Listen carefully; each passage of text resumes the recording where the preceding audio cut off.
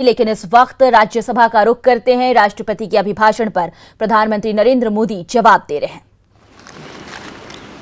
हमारे इस सदन के आदरणीय सदस्य मदन लाल जी हमारे बीच नहीं रहे। मैं उनके प्रति अपनी श्रद्धांजलि अर्पित करता हूं।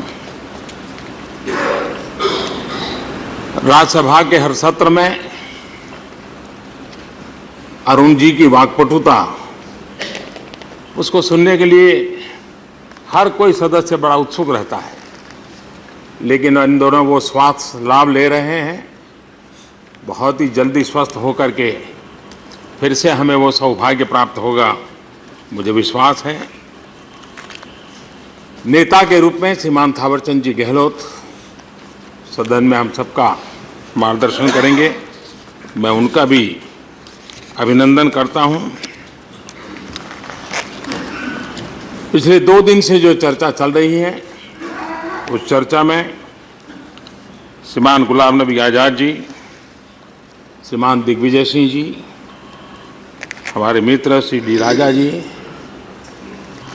श्री डेरेक ओबराय, रामगोपाल यादव जी, मजिद मेमन जी, रामदास अठावले जी, टी.के. रंगरागन जी, जे.पी. नड्डा जी, सपन दास गुप्ता जी, करीब 50 माननीय सदस्यों ने इस चर्चा को समृद्ध किया है।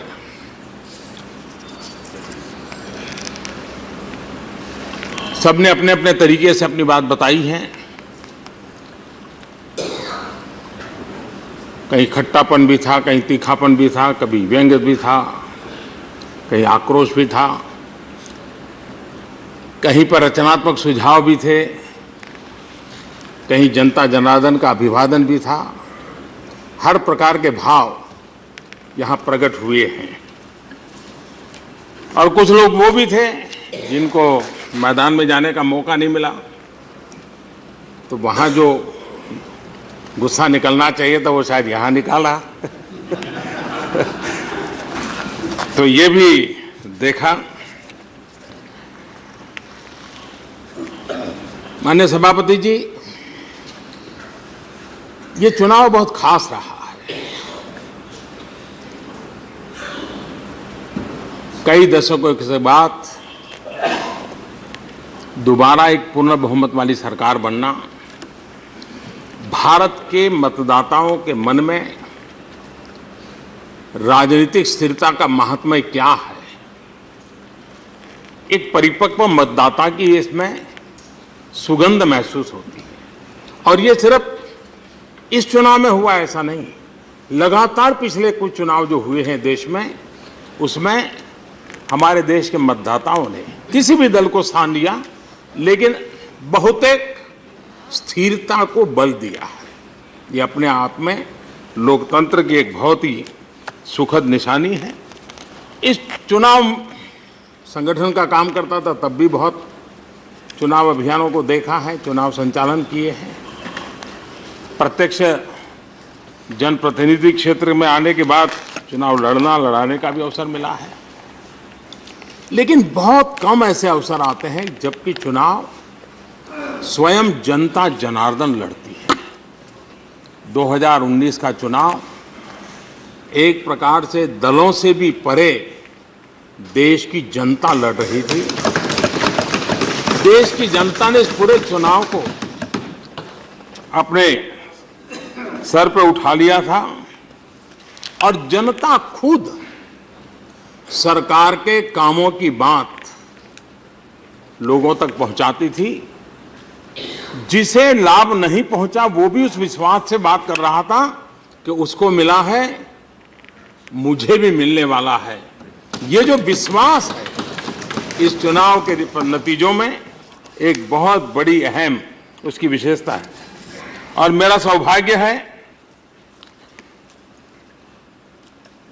कि मुझे देश के कोने कोने में जनता जनार्दन के दर्शन करने का अवसर मिला, स्वयं जाकर के आशीर्वाद लेने का अवसर मिला है। लेकिन आदरणीय सभापति जी, भारत का एक परिपक्व लोकतंत्र हो, दुनिया का सबसे बड़ा लोकतंत्र हो, चुनाव अपने आप में लोकतांत्रिक विश्व के लिए बहुत बड़ी अहमियत रखता है, उसके ग्लोबल वैल्यू होती है। उस समय अपनी सोच की मर्यादाओं के कारण, विचारों में पनपी हुई विकृति के कारण इतने बड़े जनादेश को हम ये कह दें कि आप तो चुनाव जीत गए, लेकिन देश चुनाव हार गया। मैं समझता हूं कि इससे बड़ा भारत के लोकतंत्र का अपमान नहीं हो सकता, इससे बड़ा जनता जनार्दन का अपमान नहीं हो सकता।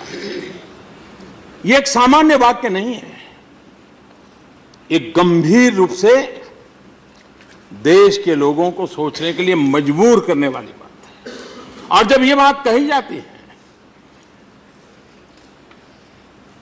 कि लोकतंत्र हार गया, देश हार गया, तो मैं जरूर पूछना चाहूंगा, क्या वायनाड में हिंदुस्तान हार गया? क्या रायबरेली में हिंदुस्तान हार गया? क्या बहरामपुर में, तिरुवनंतपुर में हिंदुस्तान हार गया? क्या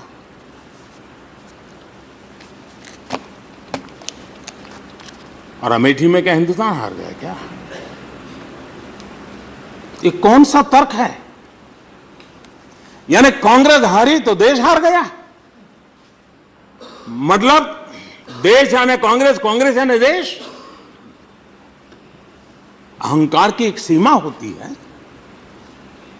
अहंकार होना ही नहीं चाहिए, सीमा का कहां सवाल है। लेकिन इस प्रकार का मैं जरा जानना चाहूंगा, 17 राज्य 55-60 साल तक देश में सरकार चलाने वाला दल 17 राज्यों में एक सीट नहीं जीत पाया, क्या हम आसानी से कह देंगे देश हार गया? मैं समझता हूं कि इस प्रकार की भाषा बोल करके हमने मतदाताओं के विवेक पर ठेस पहुंचाई है। देश के मतदाताओं को हमने कटघरे में खड़ा कर दिया। हमारी आलोचना मैं समझ सकता हूं और लोकतंत्र में वो स्वीकार्य भी है, इतना ही नहीं, आलोचना सम्मानित है, लेकिन देश के मतदाताओं का इस प्रकार का अपमान बहुत पीड़ा देता है। और तब जाकर के हो सकता है मेरी वाणी में कोई आक्रोश भरे शब्द भी हो, लेकिन वो मेरे दल के लिए नहीं है, इस देश के परिपक्व लोकतंत्र के लिए है, भारत के संविधान निर्माताओं की समझदारी के लिए।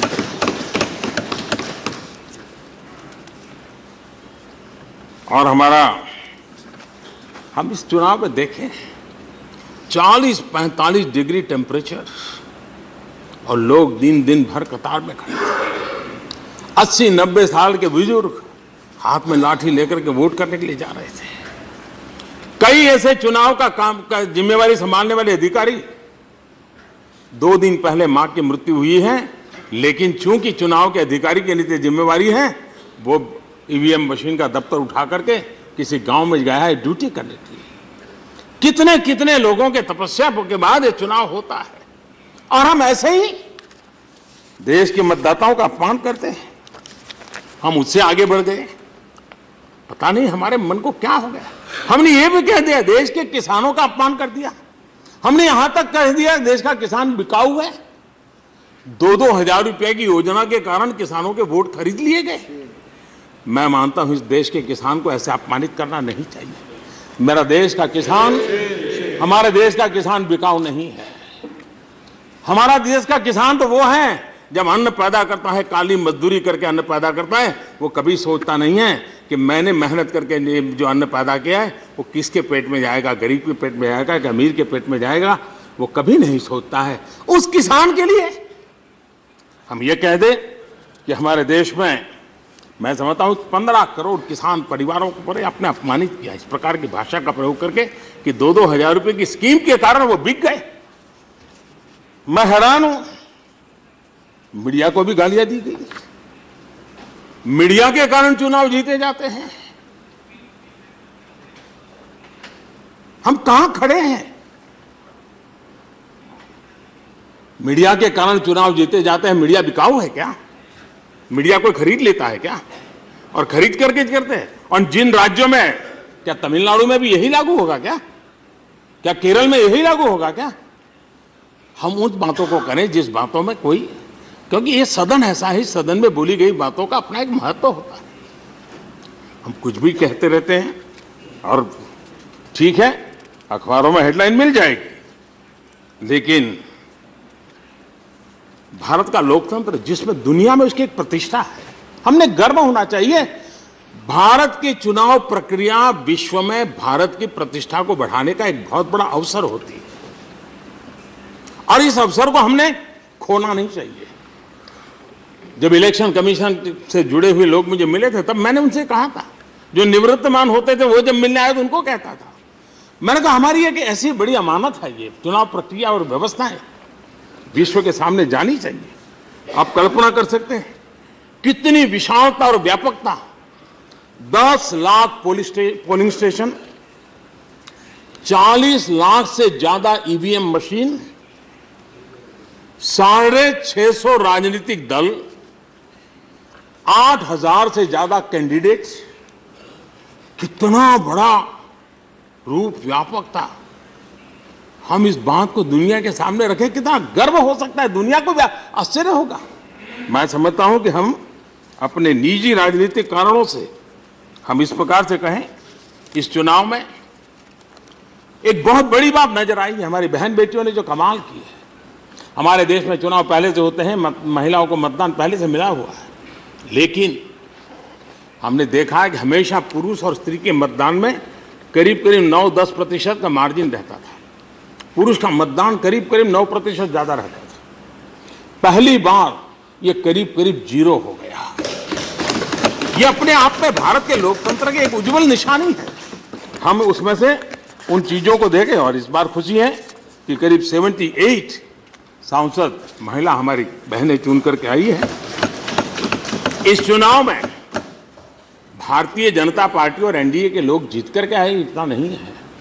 इस चुनाव की एक विशेषता है, नॉर्थ हो, साउथ हो, ईस्ट हो, वेस्ट हो, सभी कोने में बहुमत के साथ बीजेपी और एनडीए जीत करके आए। ऐसा नहीं कि एक कोने में है, सब दूर उसको हमें स्वीकृति मिली है। जो लोग हार गए हैं, जिनके सपने चूर चूर हो चुके हैं, जिनके अहंकार को चोट पहुंची है, वो देश के मतदाताओं का अभिवादन नहीं कर पाते होंगे, लेकिन मैं सर झुका करके भारत के कोटि कोटि मतदाताओं का अभिवादन करता हूं, अभिनंदन करता हूं, उनका धन्यवाद करता हूं। और भारत की लोकतांत्रिक प्रक्रिया को निभाने वाली उस व्यवस्था सूझ के साथ जुड़े हुए छोटे मोटे सब अफसर, सिक्योरिटी के लोग, इलेक्शन कमीशन, ये सब अभिनंदन के अधिकारी हैं। मैं उनका अभिनंदन करना चाहता हूं। आदरणीय सभापति जी, यहां पर ईवीएम की चर्चा भी काफी हो रही है और एक नई बीमारी शुरू हुई है, मुझे माफ करना। ईवीएम को लेकर के सवाल उठाए जाते हैं, बहाने बनाए जाते हैं। सभापति जी, कभी हम भी सदन में 2 रह गए थे और हमको ये बार बार कहा जाता 2 या 3 बस, 2 या 3 बस कर करके हमारी मजाक उड़ाई जाती थी। इतने बुरे दिन हमने देखे थे, लेकिन हमारा कार्यकर्ताओं पर भरोसा था, हमारे विचार पर भरोसा था, देश की जनता पर भरोसा था और परिश्रम करने की, त्याग करने की, पराकाष्ठा करने की हमारी तैयारी थी। उस निराशाजनक वातावरण में विश्वास पैदा कर करके हमने पार्टी को फिर से खड़ा किया। हमसे हमारे आगे की पीढ़ी ने काम किया, लेकिन करके दिखाया। और यही तो नेतृत्व की कसौटी होती है। हमने उस समय पोलिंग बूथ क्या ये हुआ था, ढिकना हुआ था, ये हुआ था, इसलिए हम हार गए, रोना धोना नहीं, हार गए, फिर से काम करेंगे, पुनश्चर्यो हम निकल पड़े और हम परिणाम भी लेकर के आते चले हैं। लेकिन जब स्वयं पर भरोसा नहीं होता है, सामर्थ्य का अभाव होता है, तब फिर बहाने खोजे जाते हैं। और इसलिए आत्मचिंतन करने की जिनकी तैयारी नहीं है, दोष स्वीकारने की तैयारी नहीं है, अपनी गलतियों को स्वीकार करने की तैयारी नहीं है। वो फिर ईवीएम को ढूंढते हैं, ठिकरा ईवीएम पर फोड़ा जाए, ताकि फिर अपने साथियों के सामने तो कम से कम हम बता सकते हैं, देखो देखो हम तो बहुत अच्छा काम किया, हम नहीं हारे, वो तो ईवीएम के कारण हारे। मैं समझता हूं इस प्रकार से न हम राजनीतिक कैडर का भला करेंगे। राजनीतिक कैडर को निराश करने से कोई फायदा नहीं है। हिम्मत है तो आगे आइए, अपने कैडर को तैयार कीजिए फिर। और चुनाव एक थोड़ा पूरा हो गया और चुनाव आने वाले हैं। इस प्रकार की निराशा का क्या मतलब है? और इसलिए माननीय सभापति जी, पहला एक समय था, चुनाव की प्रक्रिया हमने सब प्रकार की देखी है। चुनाव प्रक्रियाओं में सुधार होता गया है। प्रारंभिक जो चुनाव हुए 52 के बाद की शुरू के कालखंड के, महीनों महीनों तक चलते थे, बॉक्स ले लेकर के गांव गांव जाते थे। पुराने लोग जो, हम तो उस समय बहुत बच्चे थे, लेकिन जो सुना है उसमें से सुधार करते करते करते करते करते यहां पहुंचे हैं। एक निरंतर प्रक्रिया है सुधार की, और इसलिए उस सुधार प्रक्रिया को, और पहले का जमाना देख लीजिए क्या था। चुनाव के बाद अखबारों की हेडलाइन क्या होती थी? अखबारों की हेडलाइन यही होती थी कि इतनी हिंसा हुई, इतने लोग मारे गए, इतने बूथ कैप्चर हुए। ये 3 मेन न्यूज रहते थे। आज ईवीएम का कारण खबर एक ही होती है कि पहले की तुलना में मतदान कितने प्रतिशत बढ़ा। ये अपने आप में बहुत बड़ी बात है। और मैं समझता हूं कि हमने, और हम जानते हैं पहले कैसा होता था, बूथ कैप्चर करना, लूट करना, जो दबंग लोग थे उन्हीं के हाथ में था, लोकतंत्र की प्रक्रियाओं के। और जब से सही अर्थ में लोकतंत्र की प्रक्रिया आई है, ऐसे लोगों का हारने का क्रम भी तभी से शुरू हुआ है। इसलिए उनको उस वापिस जगह पे जाना। देश लोकतंत्र को इस प्रकार से दबोचने की प्रक्रिया में मदद नहीं कर सकता है। माननीय सभापति जी, आज इस सदन के माध्यम से मैं देश के सामने भी बात बताना चाहता हूं कि ईवीएम सबसे पहले 1977 में इसकी चर्चा प्रारंभ हुई, और तब तो हम राजनीति में कहीं नजर नहीं आते थे, हम तो बहुत दूर बैठे थे जी। 77 में चर्चा शुरू हुई। 1982 में पहली बार इसका प्रयोग किया गया। 1988 में हम नहीं थे, इसी सदन में बैठे हुए उस समय के महानुभावों ने कानूनन इस व्यवस्था को स्वीकृति दी, कानून बनाया। इतना ही नहीं, 1992 में कांग्रेस के ही नेतृत्व में इस ईवीएम को लेकर के सारे रूल्स बनाए गए। यानी एक प्रकार से जो कहते हैं हमने किया हमने किया हमने किया, तो ये भी तो आप ही ने किया, आप हार गए इसलिए रो रहे हो। ये क्या तरीका है? और इसलिए मैं समझता हूं, और ईवीएम से इस देश में अब तक विधानसभाओं के जो चुनाव हुए हैं, स्टेट असेंबलीज के 113 चुनाव हुए हैं ईवीएम मशीन से, और यहां उपस्थित करीब करीब सभी दलों को उसी ईवीएम से चुनाव जीत करके सत्ता में आने का या सत्ता में भागीदार होने का अवसर मिला। 113 असेंबली के चुनाव हुए हैं, 4 लोकसभा के जनरल इलेक्शन हुए हैं, उसमें भी दल बदले हैं, अलग अलग लोग जीत करके आए हैं। और आज पराजय के लिए हम इस प्रकार की बातें करते हैं। 2001 के बाद विभिन्न हाई कोर्ट और सुप्रीम कोर्ट में भी ईवीएम को लेकर के मसले उठाए गए हैं। सारे परीक्षण के बाद ईवीएम पर सारी चीजों में सभी देश की न्यायपालिकाओं ने पॉजिटिव अपना वर्डिक्ट दे दिया है। 2017 में जब इतना बड़ा हो हल्ला हुआ, क्योंकि पराजित लोगों की इकोसिस्टम अभी काम कर रही है, चारों तरफ हो हल्ला खड़ा हुआ, और इलेक्शन कमीशन ने खुद ने चैलेंज रूप में कहा कि मैं ये रखता हूं, आप आइए, गलत है तो हमें सिद्ध करके दिखाइए। जो लोग आज ईवीएम के गीत गा रहे हैं, रोना रो रहे हैं, एक भी दल वहां गया नहीं है। 2 पार्टियां गई, एनसीपी एंड सीपीआई, लेकिन उन्होंने भी क्वेश्चन नहीं किया। उन्होंने कहा जरा हमें समझाइए हाउ ईवीएम ऑपरेट्स, सिर्फ समझने का प्रयास किया। लेकिन कम से कम एनसीपी और सीपीआई के लोग गए, बाकी लोग तो इलेक्शन कमीशन के निमंत्रण के बाद भी गए नहीं, जिस पर वो शक कर रहे थे। और ये अप्रचार और ये एक प्रकार के एक निश्चित प्रकार का वेस्टेड इंटरेस्ट ग्रुप इतना बड़ा तूफान खड़ा किया, तो उस हवा में हमारे लोग भी आ गए। कभी हम भी मानने लग गए थे कि ईवीएम से कोई गड़बड़ है, हमारी पार्टी में से भी आवाज उठी थी। लेकिन हमने ईमानदारी से उसके सत्य तक पहुंचने का प्रयास भी किया, टेक्नोलॉजी को समझने का प्रयास किया, और हमने खुद ने भी ईवीएम के विषय में शक किया था। जब सारी चीजें समझे तो हमारी पार्टी में भी उस विचार को मानने वालों को समझाया गया कि गलत रास्ता है आपका, और हमने सही रास्ते पे चले। टेक्नोलॉजी है, समझनी चाहिए, समझ करके उसको आगे बढ़ाना चाहिए। और इसलिए मैं समझता हूं कि इस बातों को लेकर के आदरणीय सभापति जी, फिर वीवीपैट की बात आई, बार बार सुप्रीम कोर्ट में गए, पूरे चुनाव के वातावरण को डिरेल करने के लिए इसको एक साधन बनाया गया। हर शाम इलेक्शन कमीशन में जाओ, हो हल्ला करो, मीडिया में जगह ले लो, सामान्य मतदाता के मन में विश्वास पैदा करने के बाद अविश्वास पैदा करना, ये वातावरण बनाया गया। वीवीपैट का क्या हुआ? जितनी आशंकाओं को लेकर के गए, हम सब साक्षी हैं कि वीवीपैट ने फिर एक बार ईवीएम की ताकत को बढ़ा दिया। परिणाम सामने है। और ये देखिए, मैं हैरान हूं कांग्रेस पार्टी के लिए, इसलिए मुझे कहना पड़ता है क्योंकि आपने इतने सालों तक शासन किया है, देश की एक मुख्य धारा राजनीति की आपके पास रही है लंबे अरसे तक। अनुभव से आप मुझे कहना पड़ेगा कि आपके कुछ न कुछ ऐसी प्रॉब्लम है कि आप विजय भी नहीं पचा पाते हैं।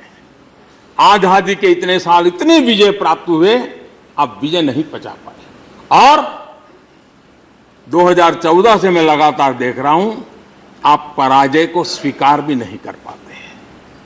मैं नहीं मानता हूं कि कोई हेल्दी ग्रोथ हो रहा है किसी राज्य। और भारत में, लोकतंत्र में हर दल का अपना एक स्थान है, महत्व है, उसका आदरपूर्वक सम्मान होना चाहिए और उसके प्रति हमारी शुभकामनाएं होनी चाहिए, हर दल के प्रति। तभी तो लोकतंत्र चलता है। लेकिन न हम पराजय को स्वीकार करने के लिए तैयार हैं और न ही हम विजय को पचाने का सामर्थ्य रखते हैं। और वो अभी मध्य प्रदेश में क्या हुआ, अभी तो विजय हुआ और कुछ ही दिनों में ऐसी ऐसी खबरें आने लगी, हैरान हो जाते हैं जी। और इसलिए कृपा करके चुनाव के रिफॉर्म्स की भी काफी बातें हुई हैं। हम 52 से लेकर के आज तक लगातार चुनाव में रिफॉर्म होते ही रहे और होते रहने चाहिए। और मैं मानता हूं इसकी चर्चा भी लगातार होती रहनी चाहिए, उसके अंदर खुले मन से चर्चा होनी चाहिए, बंधे मन से होने की कोई जरूरत नहीं है। लेकिन आउटराइट ये कह देना कि एक देश एक चुनाव के हम पक्ष में नहीं है, अरे चर्चा तो करो भाई, आपके विचार होंगे, हम चीजों को स्थगित करो। मैं मानता हूं जी कि जितने बड़े बड़े नेता हैं, व्यक्तिगत जब भी मिला हूं, सबने कहा यार ये बीमारी से तो मुक्त होना चाहिए। एक बार 5 साल में एक बार चुनाव आए, महीना 2 महीना चुनाव का उत्सव चले, फिर सब काम में लगे, ये बात सबने बताई है। सार्वजनिक रूप से स्टैंड लेने में दिक्कत होती होगी।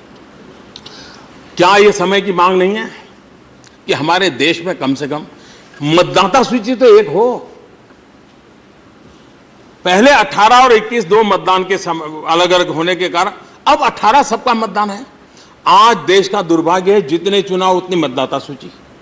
कितना देश का खर्च हो रहा है, कितना मैन पावर उस मतदाता सूची में लग रहा है। राज्य और केंद्र मिलकर के कानून बनाए और तय करे भाई एक ही मतदाता। और मैं बता दूं, पंचायतों के चुनाव वाली मतदाता सूची होती है, उसमें एक भी मतदाता छूटता नहीं है, क्योंकि वहां एक एक वोट की कीमत होती है कि 30-40 वोट से हार जीत होती है।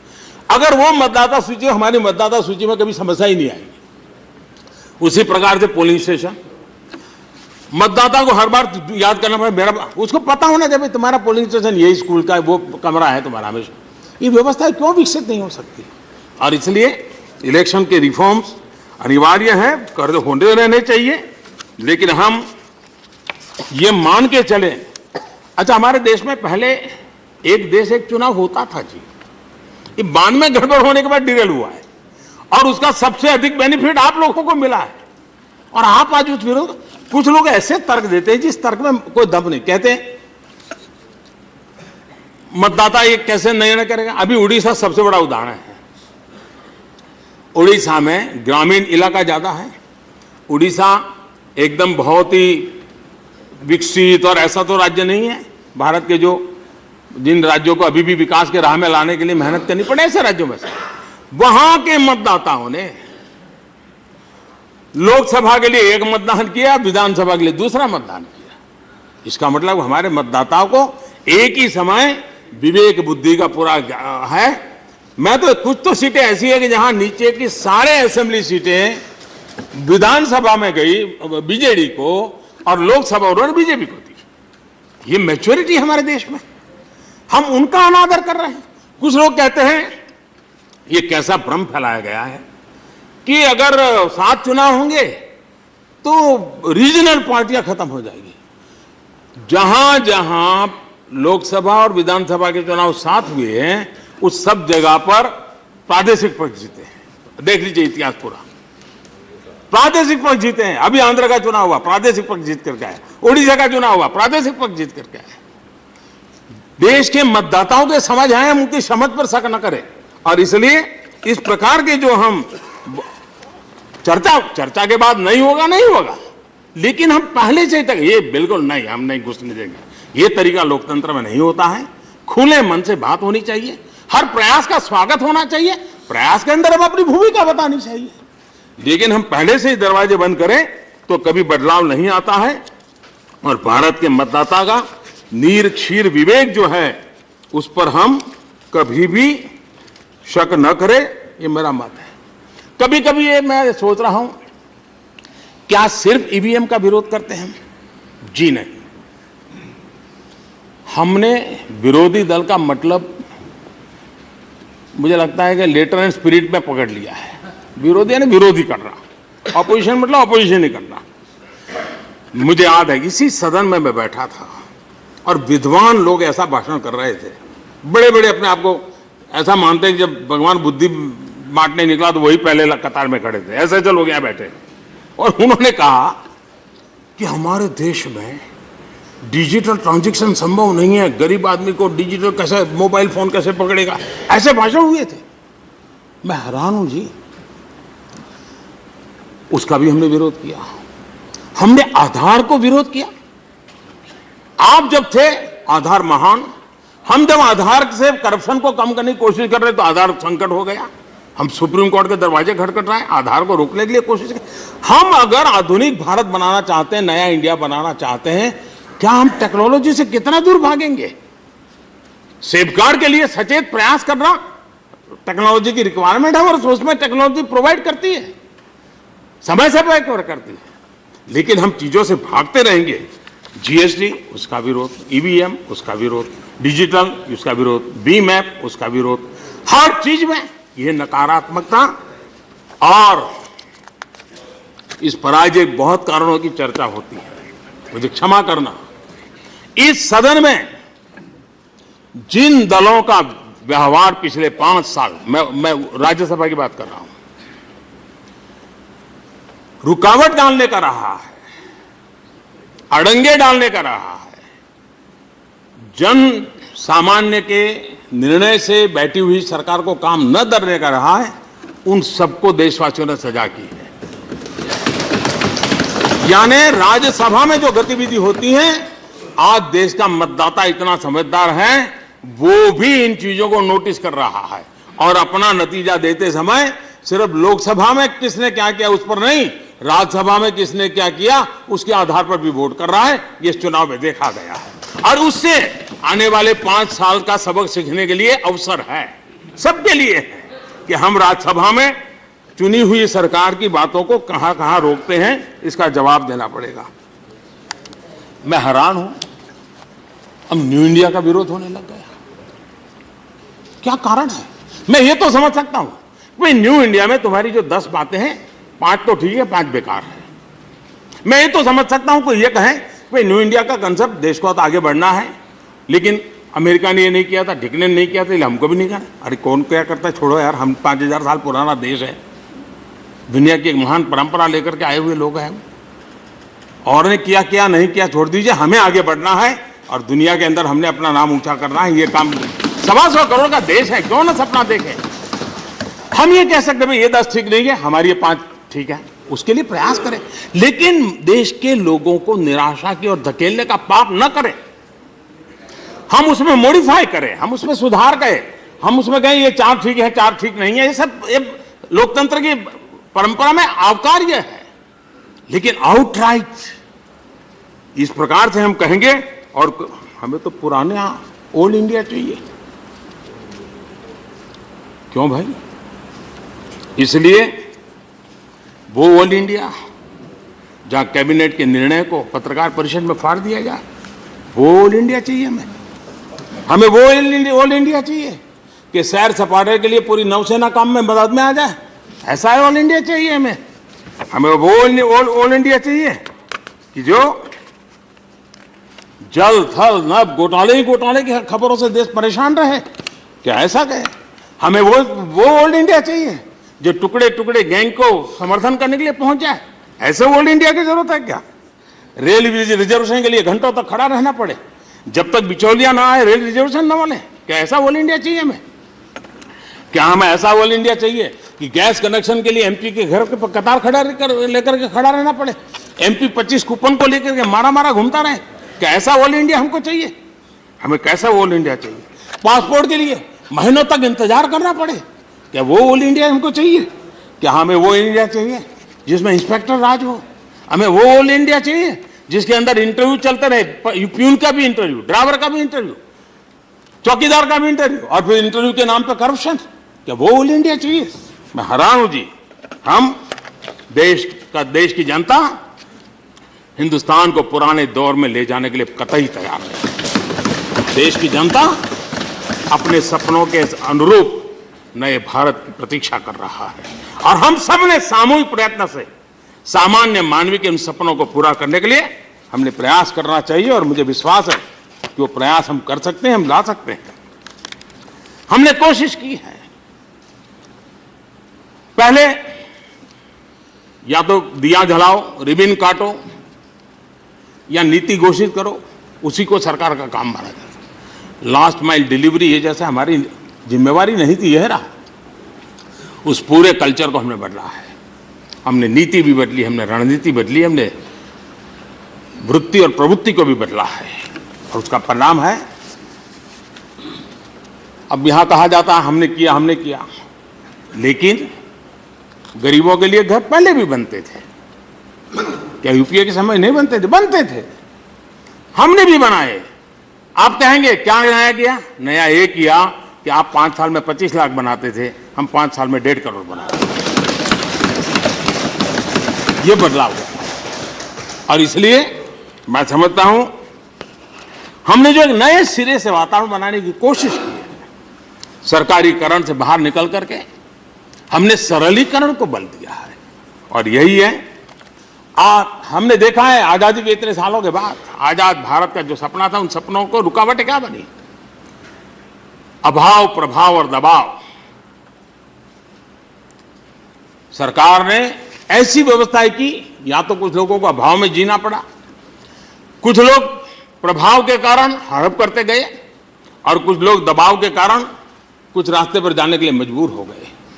देश का स्वस्थ विकास के लिए अभाव की चिंता सरकार जरूर करे, लेकिन प्रभाव और दबाव के बीच देश के सामान्य मानवी को कुचलने न दिया जाए। और इसलिए हमने उस रणनीति को अपनाया है, और उस रणनीति को आगे ले जाने का हमारा प्रयास रहा है। हम सामान्य मानवी के सशक्तिकरण की ओर काम कर रहे हैं। 5 साल पहले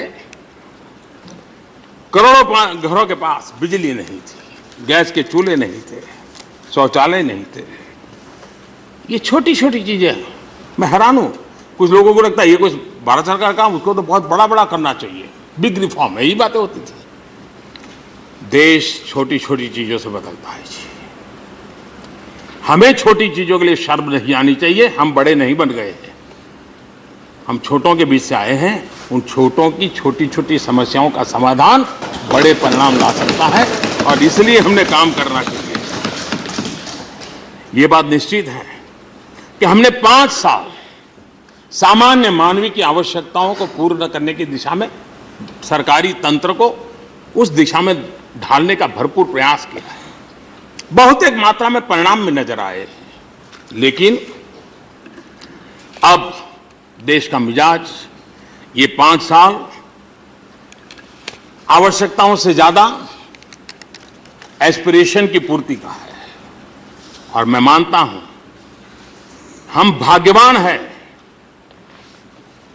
चाहे हम राजनीतिक जीवन में हो, सार्वजनिक जीवन में हो, व्यापार उद्योग में हो, शिक्षा में हो, कहीं पर भी हो, हम एक भाग्यवान कालखंड में हैं जब हिंदुस्तान का सामान्य मानवी एस्पिरेशन से लेकर के जीता है।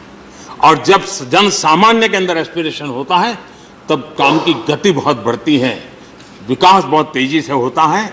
ये सौभाग्य के पल आए हैं और इसलिए हम सबका दायित्व बनता है कि हम कोई भी निर्णय करें, जन सामान्य के जो एक्सेलरेशन ऑफ एस्पिरेशन है उसके अनुरूप हम अपने आप को एक्सेलरेट कर सकते हैं क्या?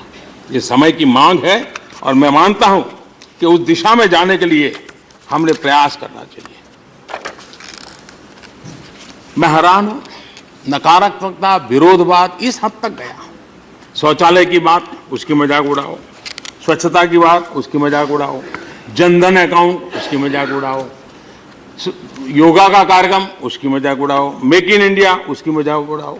यानी एक प्रकार से हर चीज में नकारात्मकता को देश ने भली भांति देखा है और भली भांति देश की जो हम तो नहीं दे पाए, क्योंकि अभी भी राज्यसभा में हमको तो कौन बोलेगा इसके लिए भी हाथ पैर जोड़ने पड़ते कि भाई आज मुझे विदेश जाना है, मुझे समय दीजिए, उसमें भी हाथ पैर जोड़ने पड़ रहे हैं। कितना अहंकार है हमारा, कितना अहंकार है।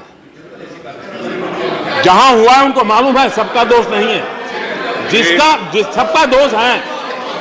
और इसलिए ये स्थिति हम लोकतंत्र में एक दूसरा का सम्मान करें। हम जानते हैं यहां हमारा बहुमत नहीं है, हम जानते हैं हमारा बहुमत नहीं है, हम जानते हैं बहुमत हमारा नहीं है। और इसलिए जनता जनार्दन ने जो निर्णय किया है उसका गला घोंटने का प्रयास नहीं होना चाहिए।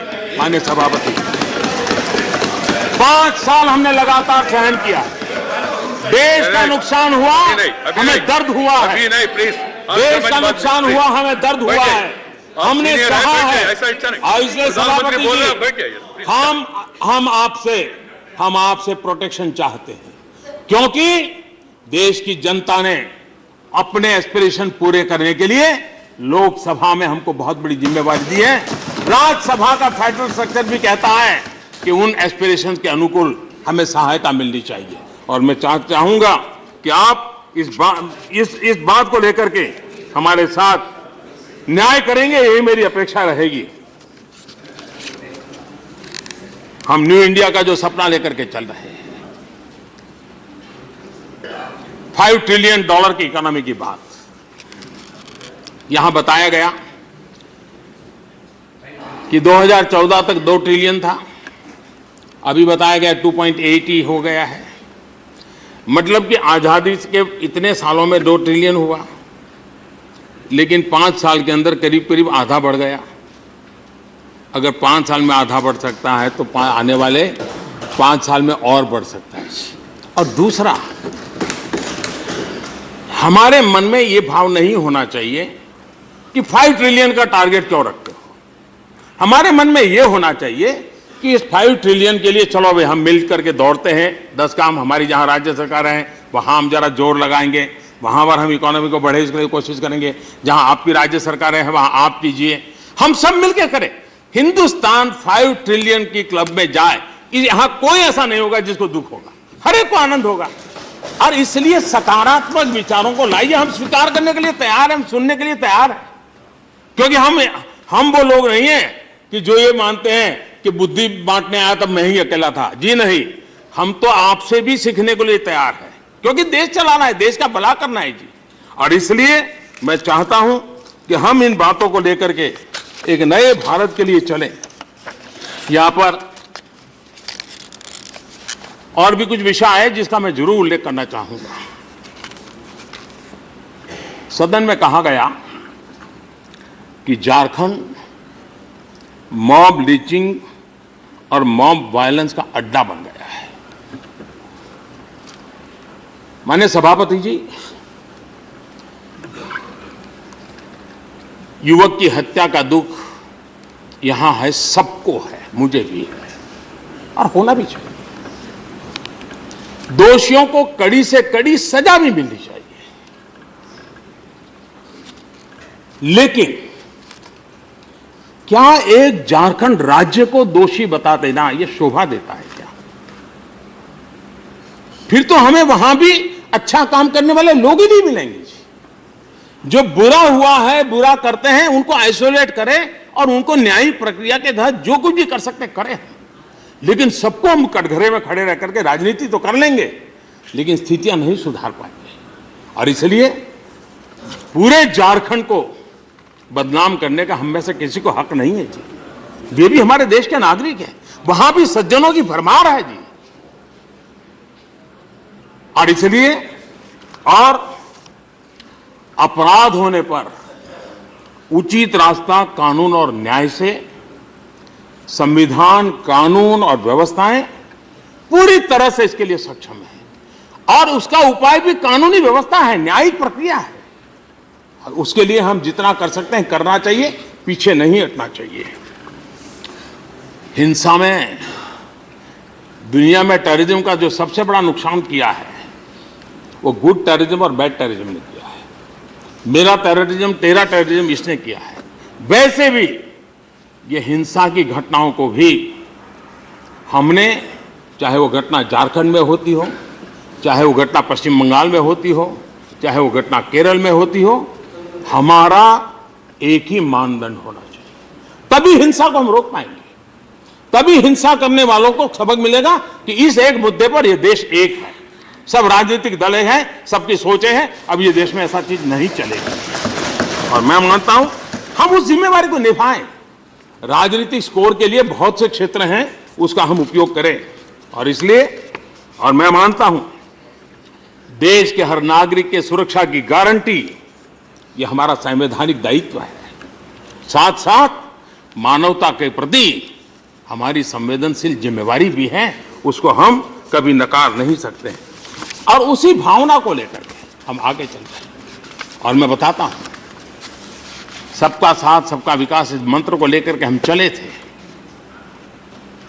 लेकिन 5 साल के अखंड एक निष्ठ पुरुषार्थ के जनता जनार्दन ने उसमें एक अमृत भर दिया।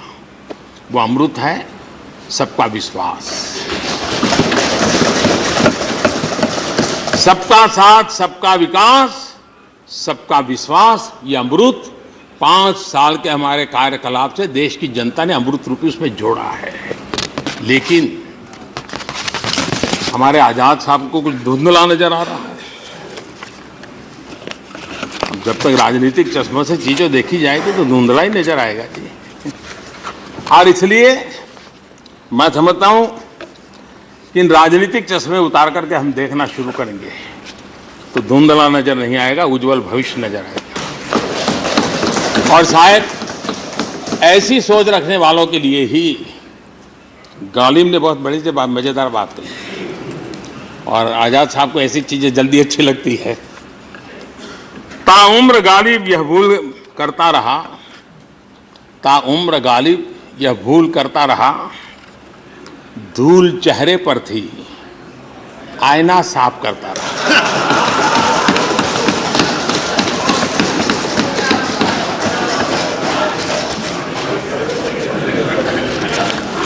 यहां पर हमें काफी उपदेश दिया गया।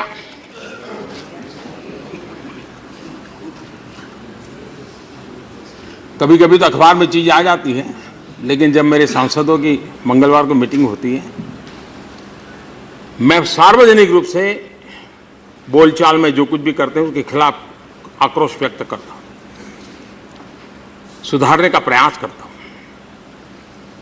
यहां पर हमें आज समझाया गया कि फलाने ने ऐसा किया था, ढिक ने ऐसा किया था, अधिकृत उम्मीदवार को हरा दिया गया था और एक इंडिपेंडेंट को कैंडिडेट बना करके जीता दिया गया था। अब वो तो कुछ पार्टियों का इतिहास है, राष्ट्रपति के उम्मीदवार को भी हरा देते हैं। तो ये तो अपने अपनी राजनीति है, और वे बाबा साहब आम्बेडकर को हराने के लिए जी जान से जुट जाते हैं। इसलिए ऐसे उदाहरणों से और इसलिए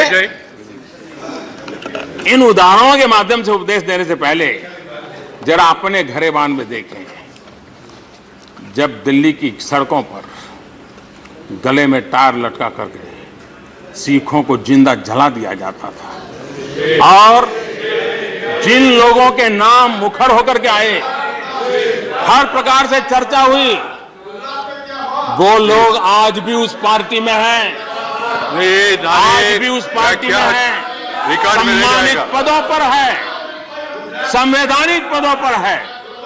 अगर यही आपके आदर्श और नीतियां रहती थी तो उपदेश देने से पहले अपने घरों में झांकने की जरूरत है। और लोग तब हम ये सब चीजें भूल जाते हैं, तब हम ये भूल जाते हैं। और इसलिए, और ऐसे तो कई उदाहरण मिलेंगे।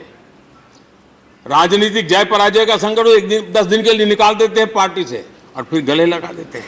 कई उदाहरण मिलेंगे, बड़े बड़े लोगों के नाम है। और इसलिए कृपा करके उपदेश देने से पहले, लेकिन मैं मानता हूं सार्वजनिक जीवन में हमको ऐसे बड़े तिस्मार का नहीं है कि हमको कुछ भी बोलने का राइट मिल जाता है। मेरी पार्टी के सदस्यों भी मैं कहता हूं, हमें कोई अधिकार नहीं है किसी के लिए कुछ भी बोलने का। हमें मर्यादाओं का पालन करना पड़ेगा, सार्वजनिक जीवन के नियमों का पालन करना पड़ेगा। किसी भी दल के, मैं मेरे दल के लोगों को विशेष हक से कहना चाहता हूं, ये शोभा नहीं देता, ये मेरा मत है और मैंने सार्वजनिक रूप से इसको कहा है। लेकिन कोशिश करेंगे तो कभी न कभी सुधार भी होगा और हम कोशिश करते रहते हैं। यहां पर एक ही चिंता का विषय है, क्रेडिट का। बड़ा भारी है। हम तो सब क्रेडिट आपको ही को दिए भाई, तभी तो आए हैं। आप ही का तो पराक्रम था, तभी तो आए, वरना वो कौन जानता था जी। लेकिन मैं पूछना चाहता हूं, यह एनआरसी की चर्चा हुई है, क्या उसकी क्रेडिट आप नहीं लेंगे? क्यों भाग रहे हो भाई? आप भी तो उसकी भी तो क्रेडिट लीजिए। राजीव गांधी, उस सरकार ने असम अकॉर्ड में एनआरसी स्वीकार किया था। एनआरसी उस समय का है, बाद में सुप्रीम कोर्ट को इंटरवीन करना पड़ा और हमको सुप्रीम कोर्ट ने आदेश किया, हम लागू कर रहे हैं। अकॉर्ड, क्रेडिट लीजिए ना। हम वोट भी लेना है और क्रेडिट भी लेनी है, फिर आधा बोलना और आधा छोड़ना, ऐसा नहीं चलता है जी। खुद तो खुल करके बात बताइए। और हम बताते हैं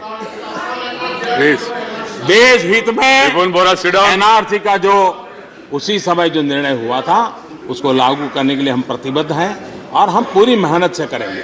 हमारे लिए ये वोट बैंक की राजनीति नहीं है, देश की एकता, अखंडता और उज्जवल भविष्य से जुड़ा हुआ मुद्दा है और हम कर रहे हैं। यहां पर सरदार साहब को याद किया गया, मुझे अच्छा लगा और ये बात हम सब मानते हैं। हो सकता है हमारे कांग्रेस के लोग इस बात को नहीं मानेंगे। हम अभी भी मानते हैं कि सरदार साहब अगर देश के पहले प्रधानमंत्री होते तो जम्मू कश्मीर समस्या ना होती। हम अभी भी मानते हैं कि सरदार साहब देश के पहले प्रधानमंत्री होते तो हिंदुस्तान के गांवों की आज जो जद्दोजहद है वो नहीं होती, चित्र अलग होता। ये हमारी सोच है, गलत हो सकती है, हमारी सोच है। लेकिन इस बात में कोई मतभेद नहीं हो सकता है कि सरदार साहब ने 500 से ज्यादा रियासतों को एक किया, इसमें कोई मतभेद नहीं होता। और सरदार साहब थे जिसको कांग्रेस पार्टी ने देश का पहला गृह मंत्री बनाया था। सरदार साहब थे जो जीवन भर कांग्रेस के लिए जिए, कांग्रेस के लिए जूझे, कांग्रेस के लिए उन्होंने अपना जीवन खत्म किया। वो शुद्ध कांग्रेसी थे। लेकिन मैं हैरान हूं, अच्छा जब गुजरात में चुनाव होता है तो सरदार साहब पोस्टर में दिखते हैं, लेकिन देश में कहीं नजर नहीं आते। आप ही की पार्टी के थे भाई, क्या तकलीफ है आपको?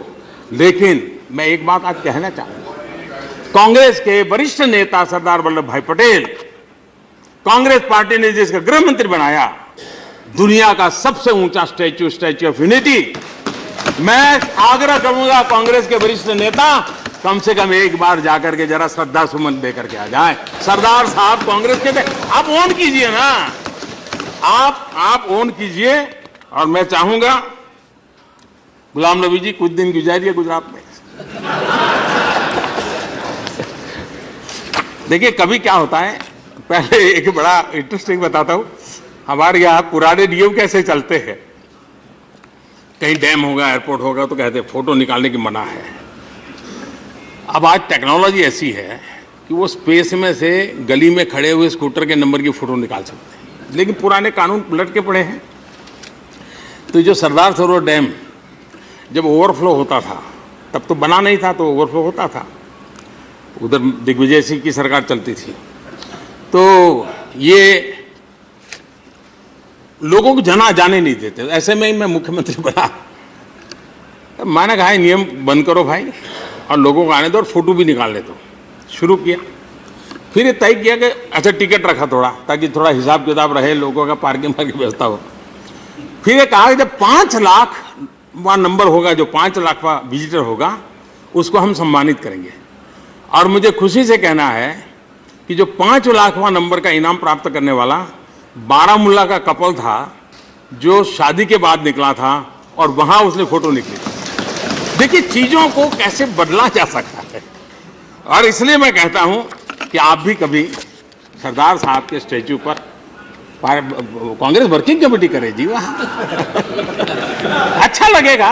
कांग्रेस के थे जी, हमें तो देश के महापुरुष के नाते हमने तो श्रद्धांजलि देनी है, हम देते रहेंगे। मैं हैरान हूं, आजाद साहब आप तो हेल्थ मिनिस्टर रहे, कभी कभी हम एडवर्टाइजमेंट और जागरूकता अभियान दोनों में थोड़ा अंतर करना चाहिए।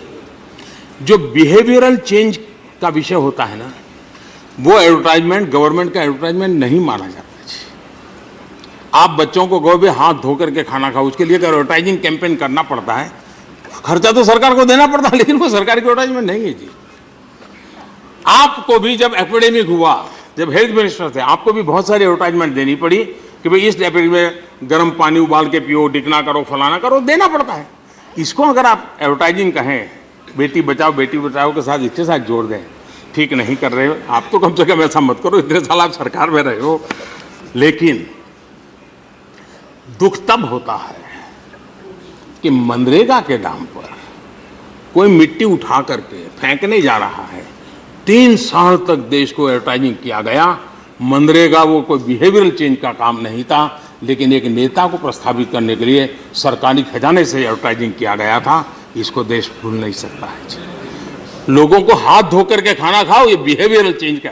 इसलिए हम जागरूकता अभियान और प्रचार अभियान को जहां अंतर देखें, वरना तो देश में बदलाव लाने का काम कैसे करोगे जी, कैसे करोगे। और इसलिए मैं समझता हूं कि यहां आयुष्मान भारत योजना पर भी सवाल उठाए गए।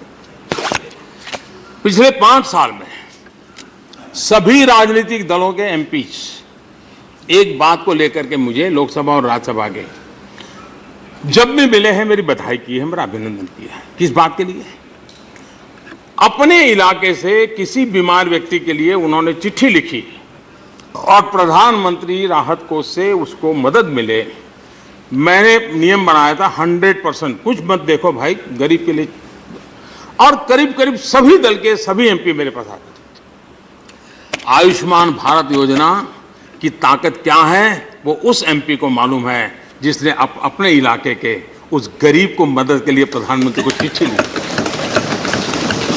आज करीब करीब 0 चिट्ठी हो गई, उसी एमपी की चिट्ठी है, क्योंकि उसको मालूम है कि उसको आयुष्मान भारत से फायदा मिल रहा है, इसलिए प्रधानमंत्री कार्यालय जाने की जरूरत नहीं है। ये बड़ा बदलाव। अब उस आयुष्मान भारत 30 लाख लोगों ने उसका लाभ उठाया। हाँ, हम जनप्रतिनिधि हैं, लोगों के बीच में जाते हैं, कोई नेगेटिव चीज हमारे ध्यान में आई है, कुछ कमी ध्यान में आई, मैं बताता हूं, हम सब मिलकर के उसको सुधारें। आप मेरा ध्यान आकर्षित कीजिए। आयुष्मान भारत योजना को जितना हम सशक्त बनाएंगे, सच्चे अर्थ में इस देश के गरीब को हम और गरीब होने से बचा सकते हैं। वरना गरीब अगर न्यू मिडिल क्लास की दिशा में जा रहा है, पैर रखना है, घर में एक बीमारी आई, उसकी पूरी 20 साल की मेहनत पानी में चली जाती है। हम बहुत बड़ा मानवता का काम होगा। इसलिए आयुष्मान भारत की आलोचना करने के बजाय, और इसकी क्रेडिट मोदी ले जाएगा, अब मिल गए भाई, हो गया, चुनाव का नतीजा आ गया, आप काम करो। 2024 के लिए नए काम लेकर के जाने वाला हूं मैं, आप चिंता मत कीजिए। और इसलिए मैं चाहूंगा कि इसको जरा हम करें। यहां पर बिहार के चमकी बुखार की भी चर्चा हुई है। हम सभी के लिए दुख की बात है और शर्मिंदगी की बात है कि आधुनिक युग के अंदर, और मैं मानता हूं कि पिछले 7 दशक में सरकारों के रूप में और समाज के रूप में हमारी जो कुछ विफलताएं हैं, उसमें ये एक सबसे बड़ी विफलता है। उन विफलताओं में से एक विफलता है और इसको हम सबने गंभीरता से लेना होगा। मैं समझता हूं कि कुछ जगह पे, जैसे ईस्टर्न यूपी में इन दिनों अच्छी स्थिति नजर आ रही है, फिर भी क्लेम नहीं कर सकते, लेकिन अच्छी स्थिति नजर आ रही है। जिन बातों को लेकर के पकड़ा है, टीकाकरण का काम हो, वैक्सीनेशन का काम हो, सुरक्षित मातृत्व का, इन सारी चीज़ों पर हम बल दे रहे हैं। मुझे विश्वास है कि ये जो दुखद स्थिति है, मैं राज्य सरकार के नित्य संपर्क में हूँ। मैंने हमारे देश के आरोग्य मंत्री को भी तुरंत वहाँ दौड़ा था और मिलकर के मदद कर करके उसमें से जितना भी जल्दी हो सके संकट में से सबको बाहर निकाल सके। पोषण हो, टीकाकरण हो, सुरक्षित मातृत्व हो, आयुष्मान भारत योजना का लाभ हो, ये सारी चीज़ों का जितना ज़्यादा हम प्रचार करेंगे, ऐसे संकटों से हम बचा पाएंगे। और आज एक राज्य में है, कल किसी और राज्य में हो सकता है। हमने ही एक प्रोएक्टिव होकर के ऐसी समस्याओं से लोगों को बचाने के लिए काम करना होगा। सबका साथ सबका विकास, ये जब मैं बात करता हूँ, ये राजनीतिक स्लोगन नहीं है। हमारे देश में कुछ भूभाग भी है जो विकास से पीछे रह गए हैं। हमने एक 112 एस्पिरेशनल डिस्ट्रिक्ट आइडेंटिफाई किए, पैरामीटर के आधार पर किए हैं। राजनीति के दबाव में ही जीने वाले कुछ राज्यों ने उसमें भी अपने हाथ ऊपर कर दिए। मैं हैरान हूँ क्यों ऐसा करते हैं, कौन सी राजनीति है इसमें। लेकिन उसके कारण क्या हुआ, वरना ये राज्य, मुझे जब गुजरात में मैं था, हमारे यहाँ कच्छ जिले में किसी को भी अपॉइंटमेंट करे तो काला पानी की सजा हो गई, कोई अफसर जाने को तैयार नहीं। अब तो खैर कच्छ जिला देश के तेज गति से बढ़ने वाले जिलों में आ गया। आज की स्थिति किसी जमाने में ऐसा, वैसा हिंदुस्तान में हर राज्य में एक दो जिले होते हैं कि वहाँ पोस्टिंग मतलब वो अफसर बेकार दिखना। इसी उस साइकोलॉजी को बदलने के लिए यंग अफसरों को लगाइए। राज्यों के साथ मेरी बात हुई, यंग अफसरों को लगाया है और इन 112 जिलों का डैशबोर्ड पर डेली मॉनिटरिंग होता है। कई पैरामीटर पर सुधार आ रहे हैं। सबका साथ सबका विकास का मेरा मतलब यही रहा है कि जो पीछे रह जाते हैं उनको एक बार एवरेज की स्थिति में ले आए। हम एक बार एवरेज की स्थिति में ले आएंगे तो फिर उनका विश्वास बढ़ेगा, तो वो भी आगे आने की कोशिश करेंगे। नॉर्थ ईस्ट को हमने जितना ध्यान देना चाहिए, किसी न कारण से वो, लेकिन पिछले 5 साल पूरा फोकस किया गया है, एक वातावरण बना है।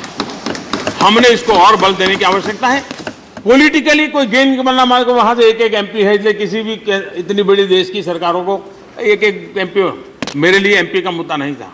मेरे लिए नॉर्थ ईस्ट एक देश के लिए बहुत महत्वपूर्ण इकाई है, देश के उज्जवल भविष्य के लिए महत्व की इकाई है। और इसलिए पिछले 5 साल हमने काफी, यानी मंत्रियों को कंपलसरी था वहां जाना, और सिर्फ स्टेट कैपिटल पर नहीं, एक रात रुक करके किसी न किसी डिस्ट्रिक्ट में जाना। इसके पीछे मेरी सोच ये थी कि सबका साथ सबका विकास का मतलब है कि भौगोलिक रूप से भी देश में सभी क्षेत्रों का विकास होना चाहिए।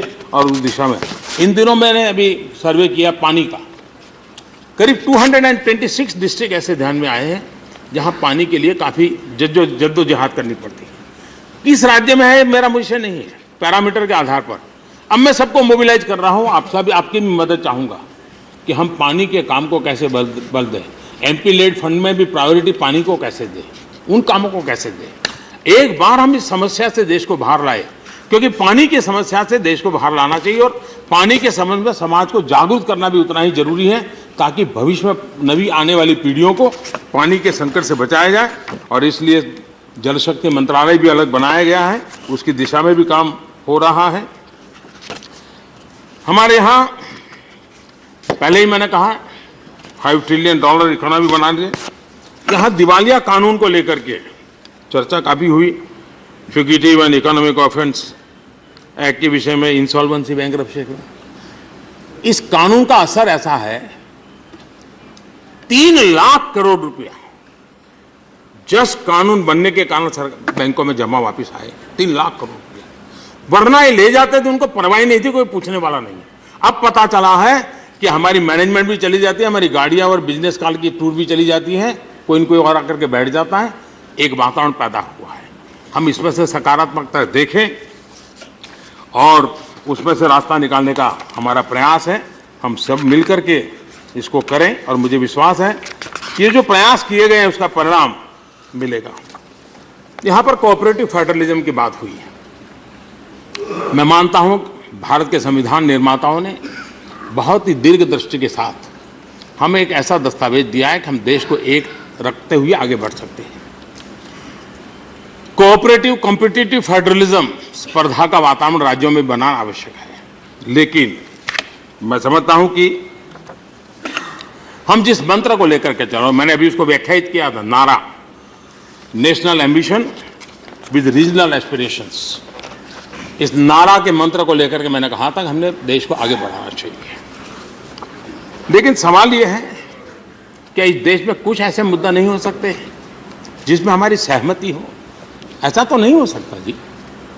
क्या हम उन सहमति मुद्दे के लेकर के देश में एक वातावरण क्रिएट कर सकते हैं क्या?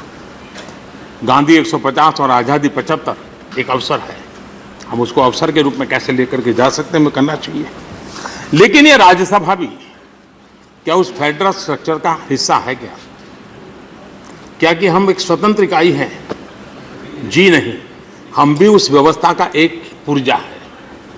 और लोकसभा देश की जनता ने चुन करके भेजा, लेकिन चूंकि यहां नंबर नहीं है इसलिए हर काम को हम रोक के बैठेंगे। ठीक है, हमें नीचा दिखाने में आपको आनंद आता है, खुशी की बात है, लेकिन देश का मैं किसी की आलोचना नहीं करता, मैं सिर्फ एनालिसिस कर रहा हूं। पिछले 5 साल में बहुत से होने वाले काम हम अटका के। आप मुझे बताइए जो बिल लैप्स हुए लोकसभा में क्योंकि राज्यसभा ने पारित नहीं किया, अब वो लोकसभा के अंदर दोबारा होंगे, फिर से लोकसभा में खर्चा होगा, देश के टैक्स पेयर का पैसा लगेगा, घंटों जाने वाले हैं, तब जाकर होगा। यही काम हमारी राज्यसभा कर सकती, और ये भी हेल्दी फेडरल स्ट्रक्चर का ही हिस्सा है। हम फेडरल स्ट्रक्चर के स्पिरिट को लेकर के राज्यसभा का दायित्व भी बनता है, और मैं समझता हूं कि हमने उस दायित्व की ओर आगे बढ़ना पड़ेगा। और हमारी बात माने या न माने, आपकी मर्जी,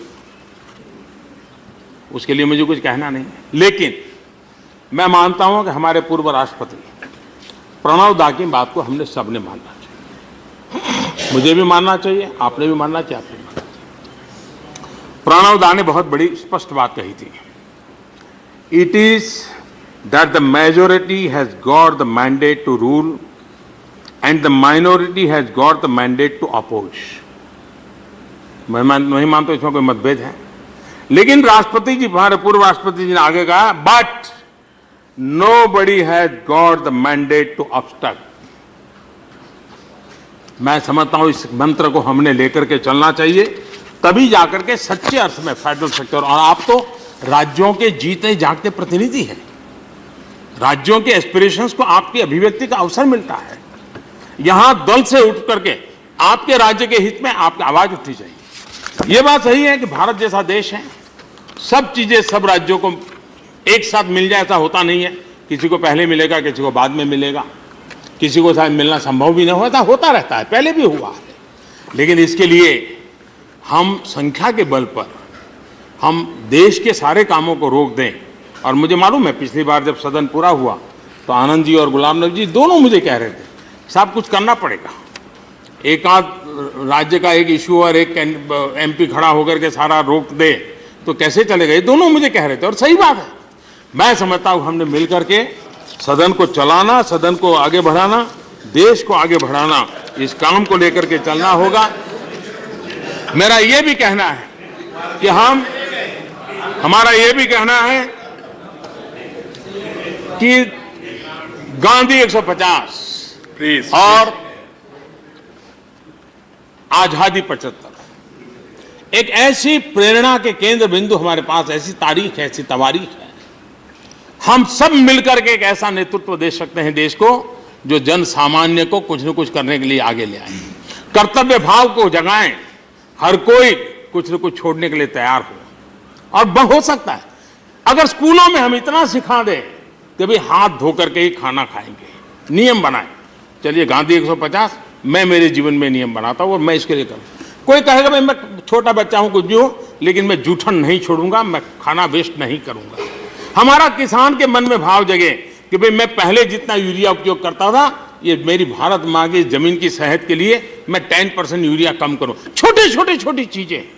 आखिरकार 42 से 42 to 47 का कालखंड देखिए, गांधी जी ने ऐसी छोटी चीजों से हर किसी को जिम्मेवार बनाया था।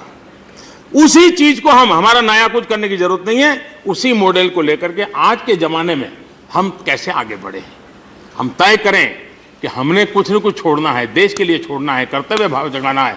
अगर हम सब मिलकर के नेतृत्व करें, जो सपने हैं भारत को आगे ले जाने के, नया भारत बनाने के जो सपने हैं, उसका मॉडल हर एक का अपना हो सकता है, लेकिन देश को पुरानी अवस्था में नहीं रखा जा सकता है।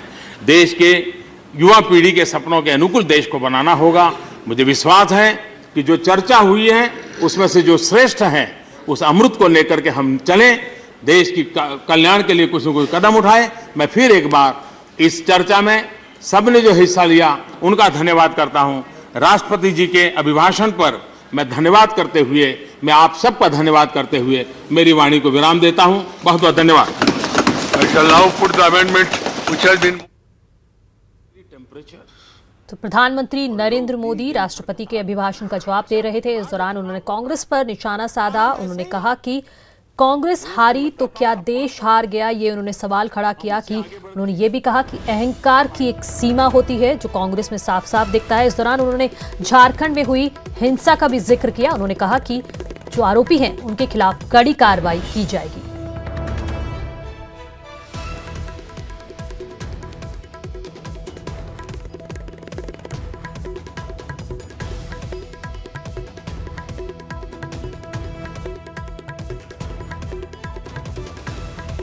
प्रधानमंत्री नरेंद्र मोदी को आप सुन रहे थे, जो राष्ट्रपति के अभिभाषण का जवाब दे रहे थे। इस दौरान प्रधानमंत्री ने कांग्रेस पर जमकर निशाना साधा है। साथ ही साथ उन्होंने जो कार्य हैं, जो किए जा रहे हैं, जो योजना चलाई जा रही हैं सरकार के द्वारा, उनके बारे में भी बताया। इसी के साथ रुकते हैं एक छोटे से ब्रेक के लिए, जल्द हाजिर होते हैं।